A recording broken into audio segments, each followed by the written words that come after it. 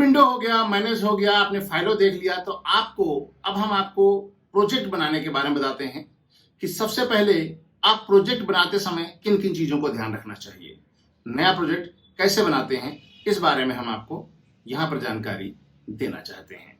तो अब आप देखिए नया प्रोजेक्ट बनाने के लिए क्या क्या करना चाहिए, किन किन बातों को ध्यान में रखना चाहिए।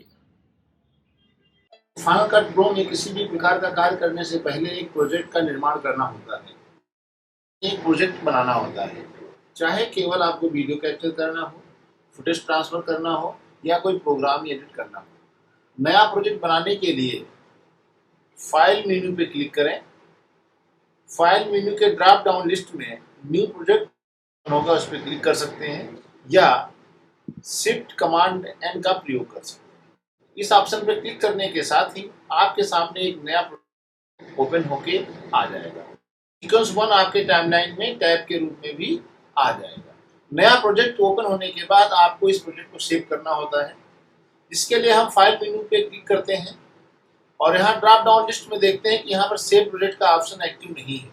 इसका मतलब यह है कि अभी तक इस प्रोजेक्ट में कोई फाइल ना तो इंपोर्ट की गई है, इस प्रोजेक्ट में अब तक कोई भी वीडियो को इंपोर्ट नहीं किया गया है, इसलिए ये सेव प्रोजेक्ट का ऑप्शन एक्टिव नहीं है। इसलिए हम यहाँ पर सबसे पहले प्रोजेक्ट सेव एज का प्रयोग कर लेते हैं। यदि आप कोई भी फाइल ड्रॉप कर देते हो, उसके बाद आप देखेंगे यहाँ फाइल मेन्यू पे आकर के देखेंगे सेव प्रोजेक्ट एक्टिव हो गया है। यदि आपने कोई भी फुटेज प्रोजेक्ट में इंपोर्ट नहीं किया है तो आपका सेव प्रोजेक्ट एक्टिव नहीं होगा, तो हम सेव प्रोजेक्ट एज का प्रयोग करेंगे। यदि आपने एक भी फाइल या एक भी फुटेज आपने इंपोर्ट कर ली है, प्रोजेक्ट ऑप्शन प्रयोग करने के लिए कमांड एस का प्रयोग करेंगे और सेव प्रोजेक्ट एज का प्रयोग करने के लिए शिफ्ट ऑप्शन एस का प्रयोग करेंगे। इसमें से किसी का भी प्रयोग किया जा सकता है। सेव प्रोजेक्ट ऑप्शन पे क्लिक करते हैं या कमांड एस का प्रयोग करें। क्लिक करें। क्लिक करने के साथ ही आपके सामने स्क्रीन पे एक डायलॉग बॉक्स आ जाएगा। सेव एज फील्ड में आप प्रोजेक्ट का नाम देते हैं, न्यू प्रोजेक्ट। ओके। आर्टिस्ट में प्रोजेक्ट को सेव करने के लिए लोकेशन का चुनाव करने की आवश्यकता होती है।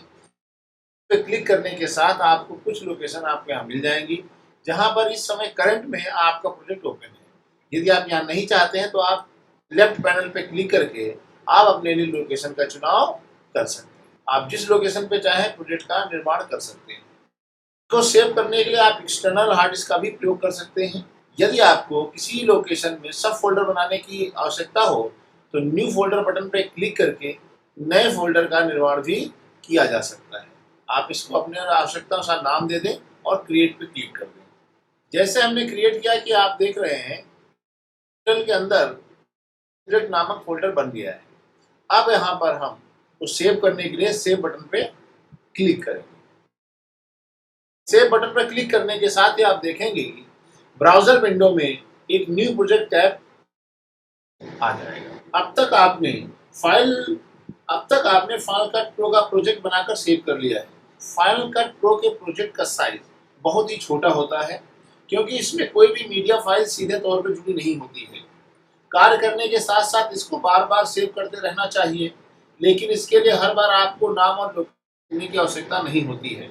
इस कार्य को करने के लिए केवल कमांड एस का प्रयोग करें। जब जब प्रोजेक्ट को सेव करोगे तो आपका प्रोजेक्ट हर बार किए गए कार्य के साथ अपडेट होता रहेगा। प्रोजेक्ट को सिस्टम के अंदर किसी भी लोकेशन में सेव किया जा सकता है, लेकिन अपने प्रोजेक्ट की फाइलों को व्यवस्थित रखना चाहिए। आपको हार्ड डिस्क में एक फोल्डर बनाना चाहिए। प्रोजेक्ट के सभी फाइलों को उसी के अंदर ही रखना चाहिए।